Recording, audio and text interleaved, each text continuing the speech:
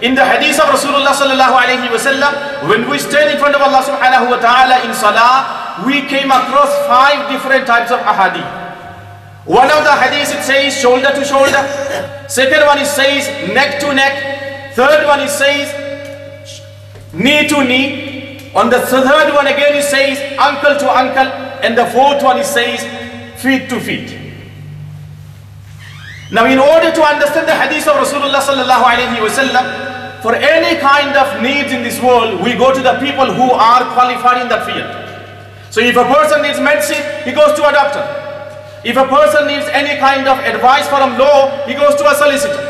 If a person needs any kind of advice from spiritually, he goes to a sheikh. So we have different people, they are expert in different fields. There are people who are expert in the hadith of Rasulullah sallallahu alayhi wa sallam. And the best person who wrote the commentary of Sahih al-Bukhari is Hafiz ibn Hajar al-Asqalani rahmatullahi alayhi. Hafiz ibn Hajar al-Asqalani rahmatullahi alayhi, when he commentates on this hadith of Rasulullah sallallahu alayhi wa sallam, when he says that join feet to feet, it is not the saying of Sayyiduna Rasulullah sallallahu alayhi wa sallam, it's the explanation given by Sayyiduna Anas ibn Malik radiyallahu ta'ala anhu. So Sayyiduna Anas ibn Malik radiyallahu ta'ala anhu says that we used to join feet with the feet. Sayyiduna Hafiz ibn Hajar al-Asqalani rahmatullahi alayhi, when he comes to the commentary of this hadith, he puts all these ahadith forward in Fath al-Bari in the commentary of Sahih al-Bukhari.